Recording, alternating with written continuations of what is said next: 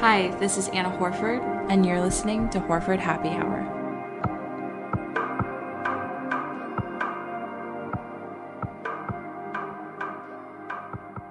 All right, welcome to another episode of Horford Happy Hour. This week's guest is Boston native Andrew Bellevue, and he's coming on to talk to us today about gastroparesis, which is a stomach condition. And we're also going to be discussing the challenge that he created to bring about awareness for this disease. So, Andrew, I'm so glad you're able to come on and share your message and shine a light on something that not many people know about. Thank you so much for having me. I'm really excited to talk about gastroparesis with you. Yeah, me too. I'm looking forward to kind of just like learning more, getting educated on it. And I know it's something that you're definitely outspoken and passionate about, which is awesome. So are you ready to jump into things? I'm ready. Okay, let's do it. Oh, and before I forget, this week's wine is called One Hope, and it is a Pinot Noir. And on the bottle, it says One Hope is dedicated to producing outstanding wines from California's greatest grape-growing regions, while also making a positive social impact on our world. And I knew that I was going to be doing this episode with Andrew, and I thought that, One Hope was something that also symbolized kind of what Andrew was doing, and he does bring hope to lots of people through his message and whatnot. So I thought it was perfect for this episode. So yeah. All right. So for those who haven't heard of gastroparesis, can you kind of explain what it is? So gastroparesis is basically like the paralyzation of your stomach, meaning you can't eat, digest, absorb nutrients. GP is what shorthand for gastroparesis. So GP affects each warrior. We call ourselves warriors in many different ways. But the main symptoms are usually nausea, vomiting, malnutrition, bloating, and severe weight fluctuations. So basically, gastroparesis is like living your life with the stomach flu every day of your life. It's kind of playing Russian roulette every time you eat in terms of, am I going to be able to digest this food, or am I going to have a flare-up, or am I going to be okay? And to make things worse, there is little awareness for it and unfortunately no cure either. Okay, so when did you discover that you had gastroparesis? I was diagnosed with gastroparesis in 2009 when I was 10 years old. I had some previous medical conditions prior to gastroparesis. So in September of 2008, I just started middle school and I came down with what I thought was your normal stomach bug, like the nausea, vomiting, stuff like that. So days turned into weeks and I still wasn't getting any better. And I was starting to vomit more and I could barely keep anything down. And I went to various different doctors and tried numerous medications, but nothing seemed to work. And it was a struggle getting to kind of pointed in the right direction, so to speak, because we thought it could have been something related to my previous medical conditions, but it took about 4 months for me to get diagnosed with gastroparesis. And the way I got diagnosed was through a gastric emptying study, which is when they inject radioactive dye into eggs. I hate eggs, so it was like the worst test imaginable, but they basically inject it in the eggs and then they put you on this table and they watch the dye go through your digestive system. And normal range for digestion is around 50% 2 hours after you took in the food, but mine was only in the teens, which obviously sends a red flag right there. And a few weeks later, in January of 2009, I was formally diagnosed with gastroparesis. Okay, so when that happened, how did you react and how did your family react? And did you even know how to react? Because this disease is pretty rare, right? Or is it just not known? It's a little bit of both. It's considered rare by the Mayo Clinic, and obviously it's really not known to anyone. But when I was first diagnosed, my family and I were like, gastro what? Like, what the heck are you talking about? And, being so young, I didn't really understand gastroparesis either. So we were like, what does this mean? For me, it was very difficult to comprehend, but it was basically being sick was all I knew at this time. It was just, being sick from previous years. So I was just kind of going with the flow. This was kind of like my normal lifestyle. But obviously, my parents, I drew great inspiration from them. And my mom is actually a nurse at a Boston hospital, and my dad's a therapist, also at another Boston hospital. So I knew I was in good hands, and I felt pretty good about where things were going, and knew that I'd be taken care of. Yeah. So do you know how many people have been diagnosed with gastroparesis, or is it something that because I had never heard of it before. So is it something that's becoming more common now that people know what it is? It's very hard to diagnose, just because a lot of the symptoms, can be, are pretty much common with other conditions. And since there's not a lot of information about gastroparesis, it's hard to get some, hard statistics about it. But, the most relevant statistic is 5 million Americans, and that number is probably even more because there's people out there that don't even know that they have gastroparesis. Yeah, that's so crazy. So you said that there wasn't a cure for it. So how do you combat the disease? Mm-hmm. Basically, there really isn't a way to combat it, but that's part of the reasons why I started the challenge that I'll talk about a little bit later. But obviously, there's different medications for nausea, home remedies like ginger, stuff like that to kind of control your nausea. But none of those really worked for me. Maintaining weight was a huge issue because so many people rely on nutrition shakes like Pediasure, and I know I was on Carnation instant breakfasts. I would pound those down daily, about 3 or 4 of them. And that's like a way to try to gain nutrients that way. But I know a lot of people that resort to a GJ tube, which is basically a feeding tube, and people get nutrients that way. But personally speaking, the feeding tube was never really an option for me because I was so young at the time, and my parents didn't really want to see me go through that at such a young age. So they didn't want to see me with this for the rest of my life. And that was really never an option for us. But I just kind of lived off of, animal crackers, pretzels, and just bland things like that. Something adventurous for me would be like pasta with butter. So that was difficult, especially being, a food lover. But there's also another option that some warriors choose, which is called the gastric stimulator. And the gastric stimulator is basically a pacemaker for your stomach that sends little electrical shocks every so often to your vagus nerve, which is the nerve that controls the motility in your stomach.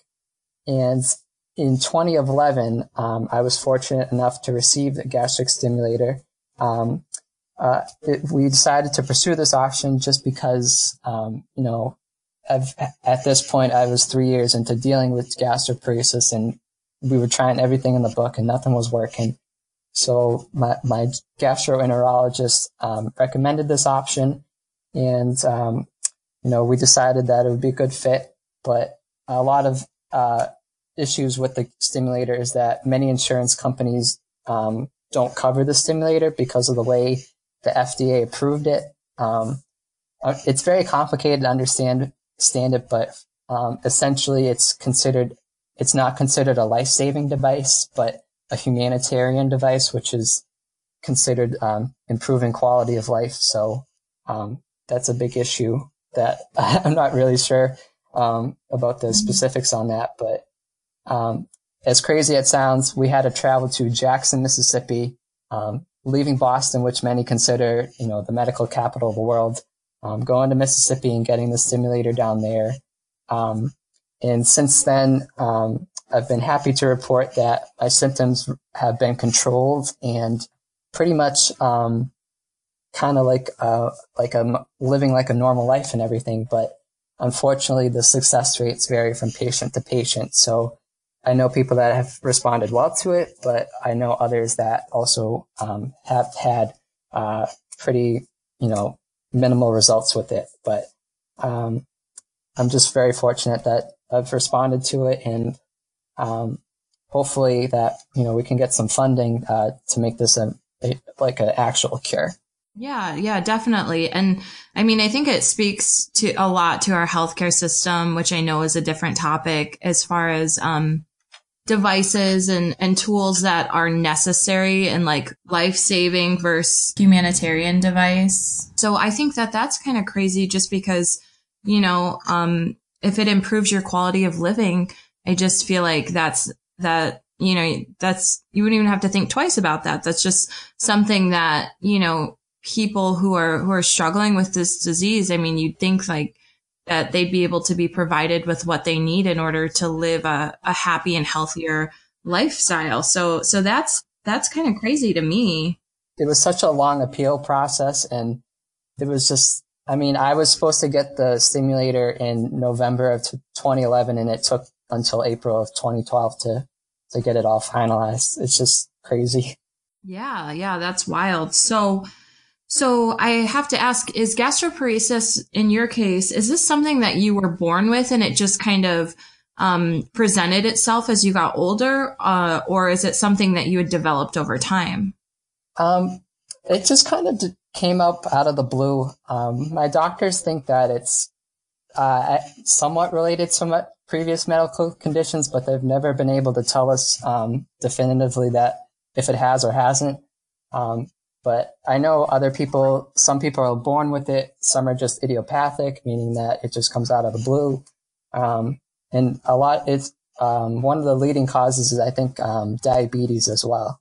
That's interesting. And just speaking to you and kind of communicating with you even on social media and whatnot, you seem like such a genuinely happy and positive person. And how do you maintain that attitude? Where does that come from?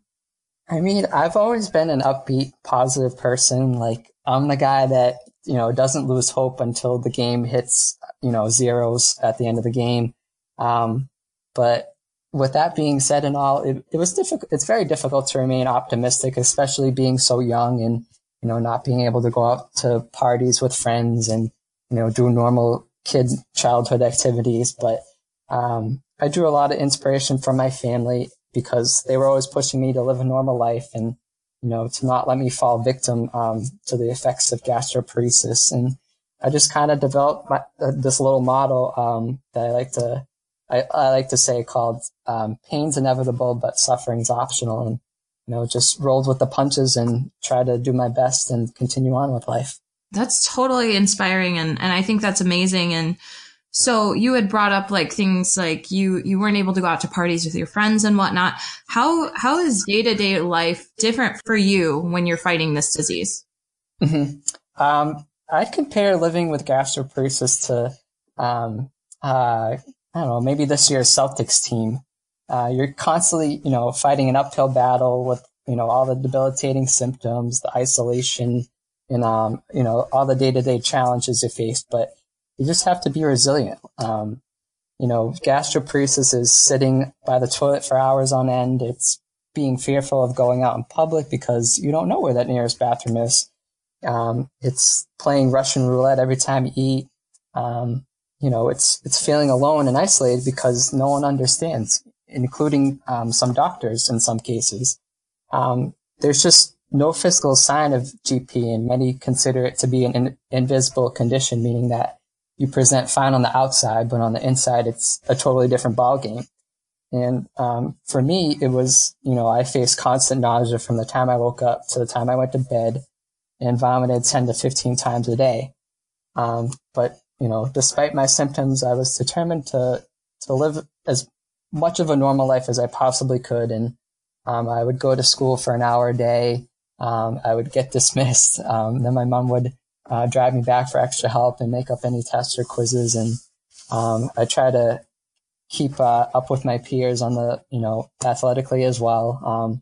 I continued to play baseball throughout it all. I wasn't the greatest ball player, but I never missed a practice or a game. And I just really wanted to live a normal life. And I know there are a lot of people out there with gastroparesis, and they do their best in trying to live a normal life as well. But there are days when you just want to give up. But unfortunately, you just got to, roll with the punches and just keep going.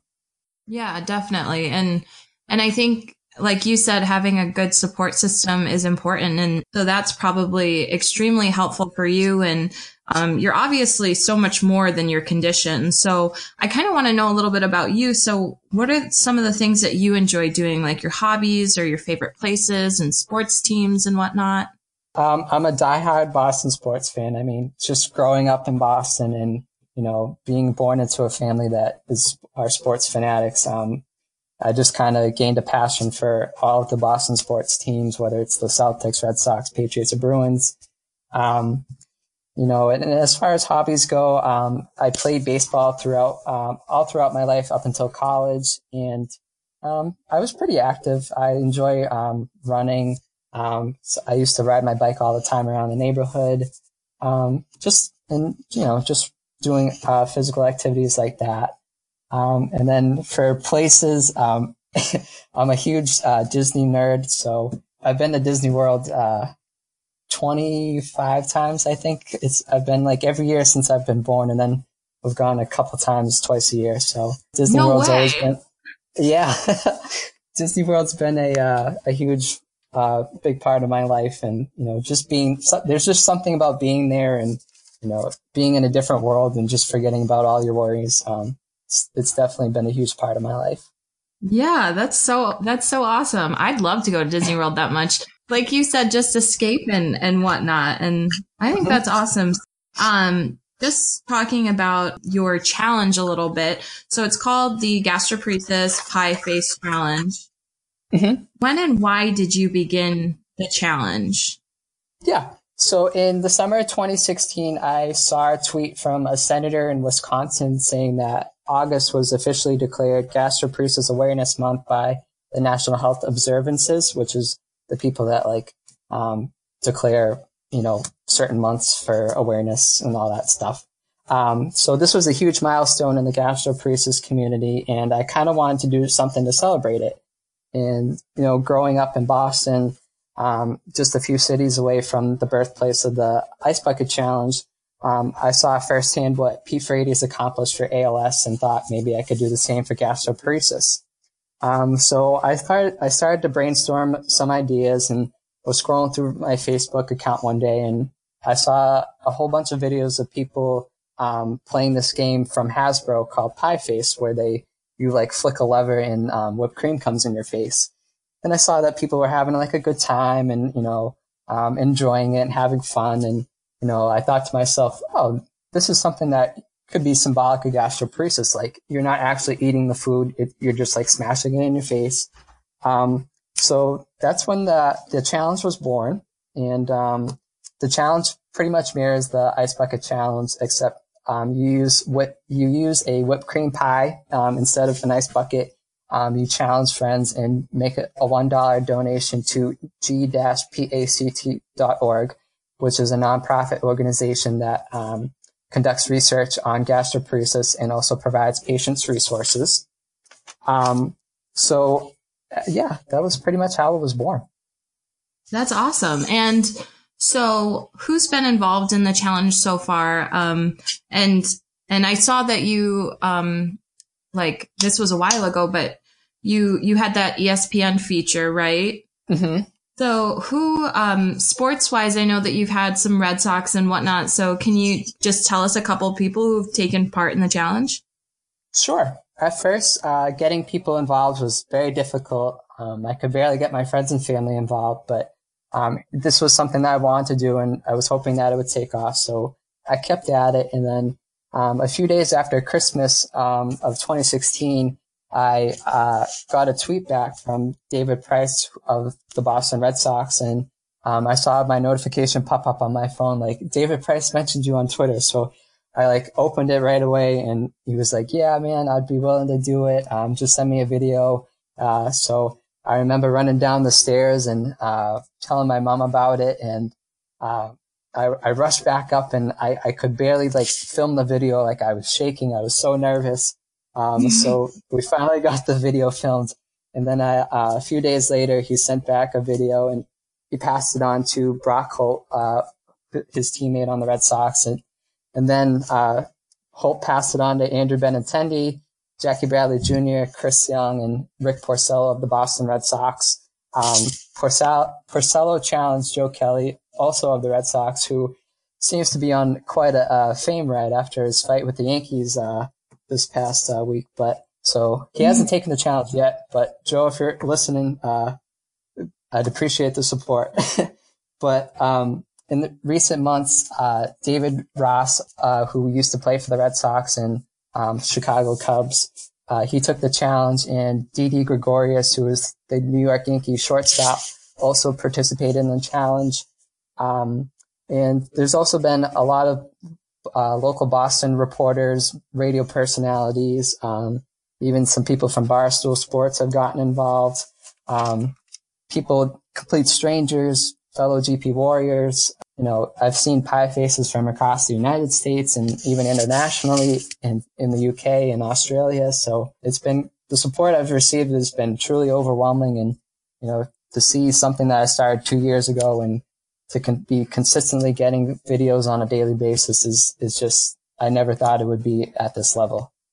Yeah, absolutely. And I think it was a really cool idea, and it's awesome to see how many people have participated in the challenge. And my question for you now is how can you get more people involved? Like what's the big step to kind of bring in more people?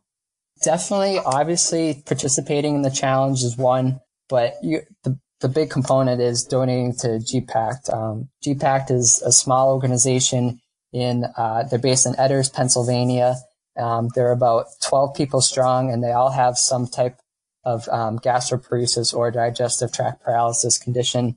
They're all volunteers, and they're one of the leading organizations fighting to combat gastroparesis and also provide patient resources, whether it's cookbooks or GJ tube accessories or food cards. Like if you're going to a restaurant and you can't you like require like a smaller portion, they'll give you like a food card. So stuff like that. But my ultimate goal is to get at least one player from every Boston sports team involved. So hopefully we'll continue on the journey. Yeah, definitely. And I'm definitely going to be bringing it up again to Al about doing it. And I know that, you know, they're pretty busy with the playoffs right now, but I'm hoping once the season is over, he's going to be able to get involved, and maybe we can get some other guys involved too. And so yeah, that's going to be amazing. And so my other question for you is, what do you want people to learn from your story? I definitely want, obviously, to raise much needed awareness and find a cure, but also just have people understand what people with gastroparesis go through on a daily basis. You know, that was such a big challenge for me, whether it was in school, like teachers not understanding, and just like going out to restaurants, like waiters not understanding that you may not be able to eat, you know, all the food that they give you, and making like comments that seem harmless, like, that's all you're eating. Like it takes a toll on you after a while. So, just having people understand like, what we go through. And, I also want people to kind of share their story as well, inspire them to do so. Cause I receive a lot of messages from people saying like, you know, I thought I was the only one that had gastroparesis. I've never met anyone else that has it. So I want to inspire others to also share their story. But most importantly, I want people to know that people are unfortunately passing away due to the effects of gastroparesis, mainly the malnutrition and, the weight loss and the weight fluctuations. I actually lost a good friend. Her name is Marnie, and we met through the challenge, and, you know, we shared our, you know, gastroparesis stories, and she was dealing with this for, I don't know, maybe at least a decade along with other medical conditions. And, you know, we formed this great friendship, and she quickly became the challenge's #1 supporter. Like she was pieing everyone in her family. I think she literally made a sign, if I remember right, saying like, don't even come in my house unless you want to get pied. And, she was awesome about it. And, in March of last year, she, unfortunately passed away, due to the effects of gastroparesis. So, it's unfortunate that, we're losing a lot of people, to this condition that no one even knows about. Yeah, and I definitely think that's why obviously bringing awareness is so crucial to the cause, and I'm so sorry to hear about your friend, and that's just got to be one of the hardest things, especially when you're still, fighting this fight, but I think that you're almost honoring her in the best way possible by just being vocal and by, informing people of the disease and kind of spreading the word. So I think that is so amazing and so important. And just so as far as getting the word out and whatnot, are there any social media accounts or links or websites that you want to tell people about right now so maybe they can contribute to the cause? Of course. For more information on the challenge, you can go on to Facebook and just search Gastroparesis Pie Face Challenge. And then if you're on Twitter and Instagram, you can follow at GP Pie Face, and that will have like all the links to the different media stories. And I post, participant videos on there. So those are fun to scroll through. But most importantly, is GPACT. There's a hyphen in the word GPACT. Oddly enough, there's another organization that goes by the same acronym for a different condition. So the hyphen in there is crucial. So it's g-pact.org. And that's where you can donate to fund research for gastroparesis. Okay, good stuff. And I'm actually doing the challenge, and I'll be linking the video to this episode. So everyone should definitely check it out. And then you guys can also find out who I challenged. And I just encourage all of you guys to go out and get more educated on gastroparesis and to do the Pie Face Challenge yourselves. And it's for an amazing cause, and we should all continue to contribute and bring more awareness. And so yeah, it's important. And I just want to thank you for joining me today, Andrew. I love your message and your light and your good vibes. And it's been awesome having you on. So thank you again for that. Thank you so much for having me. It's been a pleasure. On behalf of everyone in the gastroparesis community, it truly means a lot. Yeah, absolutely. And I'm so happy that we got to do this today. And thank you to everyone else for tuning into this episode. I hope you guys get involved. And, even if you want to tag me or Andrew on Twitter, in your videos, that would be so amazing. And so all my other episodes are also available on iTunes, Stitcher, and the CLNS Media Network. If you guys want to subscribe, that would be awesome. And I will talk to you guys again next week.